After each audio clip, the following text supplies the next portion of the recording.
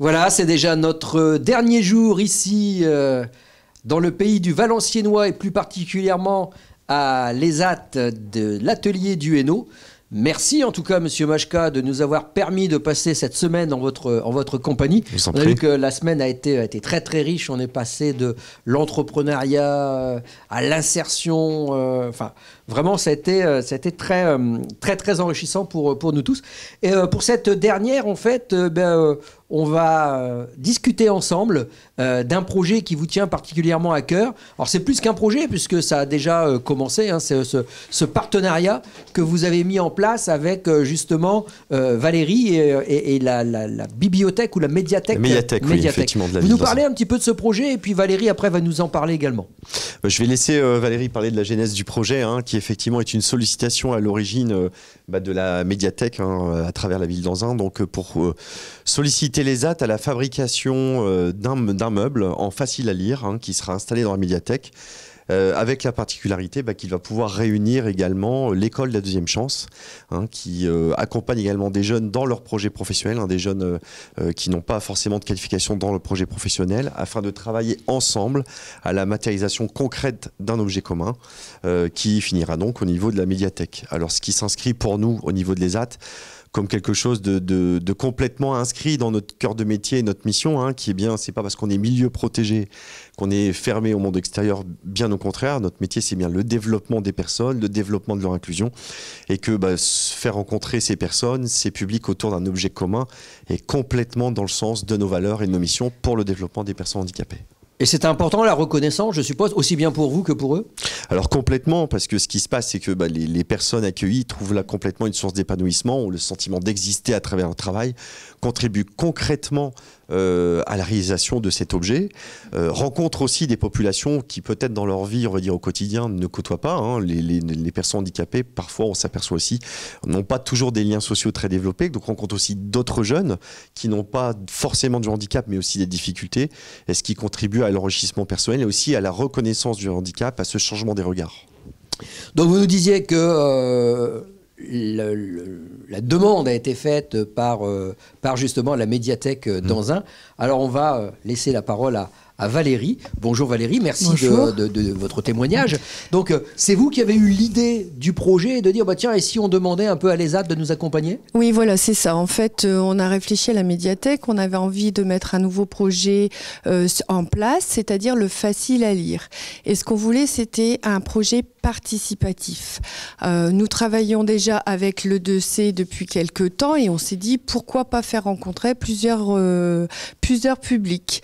Et notre volonté s'est portée sur l'ESAT. On a voulu travailler avec eux, les inclure dans la fabrication du meuble, mais aussi tout ce qui est autour, pour pouvoir les impliquer dans leur venue à la médiathèque. Le meuble va être une figure pour eux, ça va être un meuble qui va être une figure d'appel pour ces jeunes-là, et c'est pour ça qu'on a décidé de rencontrer Monsieur Majka et qu'on a travaillé ensemble. C'est votre première collaboration avec eux? Oui.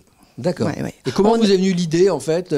Vous connaissiez déjà l'ESAT? Oui, alors on a eu une formation ici pour l'accueil des populations en situation de handicap. C'est un bâtiment qui est à côté de chez nous. C'est des jeunes qu'on reçoit de temps en temps aussi. Alors on s'est dit pourquoi pas travailler avec eux. On avait vraiment envie de travailler avec eux en fait. Les accueillir chez nous, leur faire partager nos valeurs et eux leurs valeurs.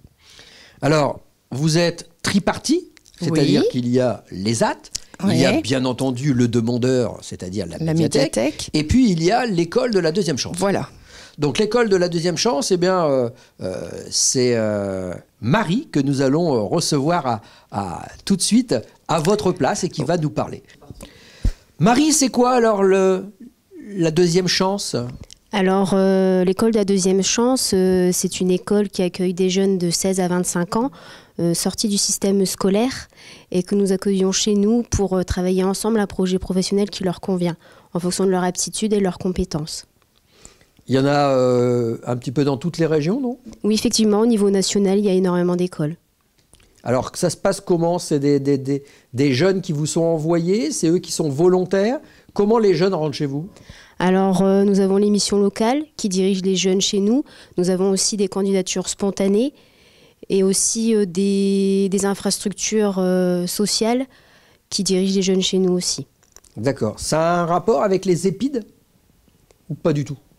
C'est un autre fonctionnement. C'est un autre fonctionnement. Oui. D'accord. Donc là, on est dans un public, entre guillemets, volontaire, qui est exclu du milieu scolaire, volontairement ou involontairement. Hein. Ça peut aussi être des gens qui sont en échec scolaire, vous m'arrêtez si je me trompe. Oui. Et ils viennent en fait chez vous pour apprendre à travailler à leur rythme. Alors, les contraintes sont moins importantes qu'en milieu scolaire ordinaire, mais je suppose que vous attendez quand même certaines choses d'eux en même temps, et ça leur permet de retrouver de la confiance, de l'épanouissement et d'avancer sur un projet, c'est ça? Oui, c'est exactement ça, oui. Très bien. Alors, Marie, comment vous êtes arrivée, vous, à vous retrouver sur ce projet tripartite de la médiathèque? Alors, on a eu la chance que la médiathèque nous contacte, la médiathèque d'Anzin, pour réaliser un projet, donc la construction d'une bibliothèque pour le facile à lire. Et du coup, nous avons tout de suite accepté pour diverses raisons, hein, évidemment. Donc à la base, c'est vrai que nous sommes déjà en partenariat depuis quelques années avec la médiathèque et c'était un sujet porteur de sens et qui nous tenait énormément à cœur, effectivement. Vos jeunes, ils vont faire quoi alors dans ce projet? Ils vont venir travailler avec l'ESAT également? Parce qu'en fait, c'est ici, c'est les ateliers de l'ESAT qui vont réaliser. Vos jeunes, ils vont venir intégrer l'ESAT, c'est ça? Oui, effectivement, on a eu plusieurs séances, donc des séances où la première séance consistait à la visite de l'ESAT. La deuxième séance consistait à la visite de la médiathèque pour choisir l'emplacement. La troisième et quatrième séance au sein des E2C pour construire les plans. Et on continue notre cheminement pour finaliser la construction de la bibliothèque tous ensemble. Donc sur ce projet, c'est l'ensemble de vos jeunes ou c'est une partie seulement de vos jeunes qui vont y participer? C'est une promotion entière. De combien de personnes? De 12 personnes. D'accord. Donc là, et vous, au niveau de l'ESAT, vous allez être combien? Alors nous, au niveau de l'ESAT, on aura effectivement plusieurs jeunes de l'atelier. Alors à peu près 7 à 8 jeunes qui vont pouvoir participer à différentes phases du projet en fonction de leurs compétences. Donc si je suis encore bien compté, ça va faire une vingtaine de personnes qui vont travailler sur le projet. Voilà, et l'intérêt, comme on le disait, c'est que ces gens vont pouvoir se rencontrer, travailler ensemble à différentes séquences et se découvrir aussi mutuellement, ce qui amène, on va dire, par un objet commun, aussi une richesse, on va dire, de partage social entre les personnes. Alors Marie, puisque justement on parle de partage social, ça fait quoi à vos jeunes de partager un projet avec des personnes qui sont handicapées? C'est vrai que pour nos jeunes, ça a été une ouverture d'esprit. Ils ont pu se rendre compte que le secteur du handicap pouvait aussi réaliser des choses incroyables. Dans le sens où ils réalisent des menuiseries vraiment assez complexes et ils ont pu découvrir tous les secteurs de l'ESAT qu'ils ne connaissaient pas et ils ont pu aussi ouvrir leurs horizons professionnels.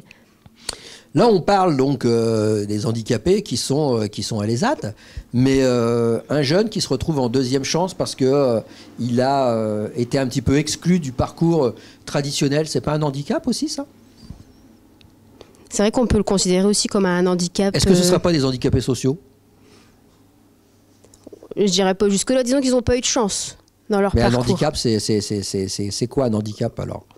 C'est ça, c'est justement avoir moins de chance que d'autres. D'ailleurs, le mot handicap, quand vous le reprenez dans l'étymologie de son terme, et notamment sur les parcours de l'hippodrome, on va donner plus ou moins de chance à un cheval en fonction de ses capacités. Donc le handicap, c'est bien l'absence de chance par rapport à un autre. Donc quelqu'un qui n'a pas eu véritablement de la chance dans son parcours traditionnel, est-ce que là aussi, c'est pas un handicap, quoi? C'est vrai que ça peut être handicapant. Voilà, ça peut être handicapant. Donc, quelque part, ils se découvrent les uns les autres. Et on découvre à la fois ce que peut être le handicap psychique et mental pour certains. Et pour d'autres, c'est peut-être aussi découvrir qu'il peut y avoir un handicap social qui fait que on réussit peut-être pas ses études à la même vitesse que quelqu'un d'autre. Et à la fin, ça fait que ils se retrouvent l'un comme l'autre à à vouloir s'en sortir et à réussir justement à s'en sortir à travers des projets comme ça. Donc moi je trouve ça super, je trouve ça très très bien qu'il puisse y avoir cette mixité entre les personnes qui ont pu avoir un handicap moteur, un handicap cérébral, un handicap physique, un handicap social, et réussir à travailler tous ensemble pour justement apprendre de l'autre, apprendre de ses différences. Et ça, c'est très bien. Donc, franchement, j'adhère totalement à cette idée de projet et je trouve l'idée superbe, quoi. Donc, félicitez vos jeunes pour nous et vraiment tenez-nous informés. Et on va accueillir maintenant un des maillons de ce projet également, parce que lui, il est ici moniteur à votre ESAT et il encadre ces 12 jeunes. Merci encore, Marie. De rien. Alors Esteban, vous êtes la cheville. Alors je fais volontairement le parallèle avec votre métier. La cheville parce que vous êtes le responsable de cet atelier bois. Tout à fait. Vous faites que du bois ? Pas que du bois, on utilise également des matériaux composites à l'atelier. Mais c'est cet atelier qui prime, c'est essentiellement la partie bois. Ah, vous voulez dire non, oui, moi je m'occupe uniquement de la partie menuiserie. D'accord. Ouais. Alors, quand on est venu frapper à la porte de votre atelier pour vous proposer ce projet de la médiathèque, comment vous avez réagi ? Alors nous on a été super emballés parce que c'est un projet qui met en valeur donc, les personnes qu'on accueille ici, et le partenariat nous a plu parce que je trouve qu'il y a un lien là-dedans, ça reste du lien social, donc c'est des gens qui n'ont pas eu forcément de chance dans leur vie, et le handicap, comme vous disiez tout à l'heure, c'est un manque de chance par nature, donc voilà, c'était... Moi, et donc les jeunes, ils sont combien? Une douzaine, on disait tout à l'heure, à travailler sur le projet? Alors plus chez nous, ce sera environ 8, mais oui, 12 chez l'école de la deuxième chance. D'accord. Et les jeunes, alors on a parlé de vous, comment vous avez réagi à l'annonce du projet, et eux, comment ils ont réagi quand ils ont appris que le fruit de leur travail allait se retrouver dans le milieu ordinaire? Est-ce que tout le monde va pouvoir apprécier leur travail? Eh bien, ils sont super emballés, comme toujours quand on fait ce genre de projet. Comme je vous le disais, tout ce qui permet de les valoriser nous intéresse. Parce que là, au quotidien, ils font beaucoup de palettes. On travaille beaucoup dans le secteur du ferroviaire. Et donc, c'est des choses qui ont une finalité où ça va être jeté, en fait. Et ils le savent, donc ils ont un intérêt moindre à travailler ce genre de choses. Mais là, un projet comme celui-ci, donc, qui est un meuble qui va être utilisé, qu'ils vont pouvoir aller voir parce que c'est juste à côté de chez nous, ils sont super emballés, vraiment. Bon, j'espère en tout cas pour vous, pour eux, que ce type de projets vont se développer. Espère, si on nous entend, n'hésitez pas. Voilà, exactement. Comme quoi, promotion. Il suffit quelquefois de peu de choses pour pouvoir rendre les gens heureux et valoriser les gens à leur juste milieu. Tout à fait. Parce que c'est beaucoup de travail et on ne se rend pas compte à quel point c'est des efforts également pour eux, des efforts qui sont faits au quotidien. Tout à fait. Donc cette valorisation est très importante. Merci Esteban. On va revenir avec vous, Jean-Christophe, parce que on arrive à la fin de cette semaine. L'heure pour nous de dresser en fait un bilan. Donc je me suis rendu compte un petit peu de tout ce que vous étiez capable de proposer en matière d'accueil, en matière d'accompagnement, en matière de formation. Donc en fait, vous m'arrêtez si je me trompe, mais aujourd'hui, donc une personne en situation de handicap mental peut rentrer chez vous, si elle trouve de la place, parce que le gros problème aujourd'hui, c'est les listes d'attente. Oui, bien sûr. J'ai retenu qu'il y avait des listes d'attente qui pouvaient aller jusqu'à 10 ans. Jusqu'à 10 ans quasiment, oui. Voilà, effectivement. donc c'est énorme. J'ai retenu que c'était une volonté également des pouvoirs publics, parce que eux seuls aujourd'hui peuvent accélérer les choses et permettre à tout ça d'évoluer. Mais donc une personne en situation de handicap mental peut commencer à rentrer par l'IME. De l'IME, elle va pouvoir aller sur l'ESAT. Si ça se passe bien en ESAT, elle peut après partir en entreprise adaptée. C'est ça. L'entreprise adaptée va faire appel au service donc du CISAD pour pouvoir accompagner tous ces gens pour essayer de finir dans le milieu ordinaire. De travail, ouais. Donc en fait, c'est tout un parcours que vous êtes en capacité d'accompagner. C'est exactement ça, hein. Je pense que vous avez parfaitement résumé tout ce chemin. L'ESAT, en tout cas, fait partie de ce parcours pour les personnes. Je pense que si on doit retenir quelque chose d'important, c'est qu'on est des développeurs de compétences. On est par nos valeurs une force parce qu'on accueille les gens avec leurs difficultés, certes, qu'on ne peut pas nier, il faut les prendre en compte, mais aussi des potentiels qu'on peut faire fructifier. Et effectivement, on est des développeurs de parcours, des développeurs de compétences qui peuvent être à l'interne de l'ESAT, avec des évolutions internes vers des postes de plus en plus, on va dire, avec des responsabilités ou de la technicité, voire effectivement, pour des personnes qui en ont vraiment la motivation, l'envie et les capacités de pouvoir s'ouvrir des vrais horizons, on va dire, vers le milieu ordinaire, hein, en trouvant par des stages en entreprise, comme vous le soulignez avec l'appui du CISEP ou d'autres structures, hein, de pouvoir aller expérimenter et peut-être confirmer ce souhait et ses compétences pour parvenir à une insertion par le travail complète dans le milieu du travail. Et puis aussi, l'ESAT, sa richesse, c'est le travail, c'est un support, mais c'est un support aussi au développement des compétences, on va dire, sociales. On a vu à travers les projets qui pouvaient être menés que ce qui est important, c'est que l'ESAT, il participe aussi dans la vie des gens, à la construction de la rencontre avec d'autres personnes, comme on le fait à travers du projet tripartite qu'on a évoqué, que la médiathèque et l'école de la deuxième chance, de pouvoir changer de regard. Et ce qui est important pour un ESAT, c'est ça, c'est qu'on amène les gens à changer parfois le regard sur eux et à se penser parfois plus grand que ce qu'ils n'imaginaient au début. Et puis on contribue aussi à modifier le regard du monde extérieur. C'est-à-dire le regard des entreprises ou le regard d'autres populations, de parvenir à intégrer finalement que le handicap, il y a aussi de la qualité, il y a aussi de l'humanité et il y a aussi de la compétence. Eh bien écoutez, ce sera le mot de la fin. Je pense que vous avez très bien résumé. Donc encore merci de nous avoir permis de passer cette semaine ici. Merci donc à la région des Hauts-de-France de nous avoir permis également de réaliser cette émission, ainsi que l'AGFIP Hauts-de-France. Je sais qu'elle vous accompagne également dans pas mal de vos projets.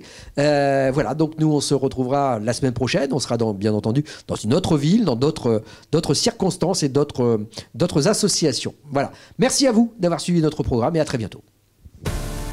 Première région automobile, première région ferroviaire, première région agroalimentaire, première région en matière d'investissements directs étrangers pour les projets industriels, un hub logistique international, mais aussi une région avancée en matière de transition énergétique et de technologie numérique pour une économie plus responsable, plus durable, plus connectée et plus collaborative. La région Hauts-de-France, une région qui se transforme.